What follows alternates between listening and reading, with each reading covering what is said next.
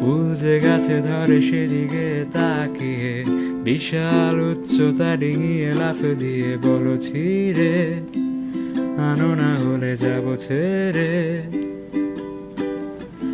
কোনো সারা ছাড়া দরজার হাতল চেপে চট করে মুছড়ে দিয়ে আমাকে দেখে বলো যাবে নাকি নিয়ে যাব তাকে সাথে।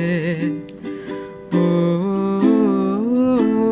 খপ করে আমার ঘাটটা ধরে নিজের কাছে টেনে নিতে কি বাধা হয়ে দাঁড়িয়েছে।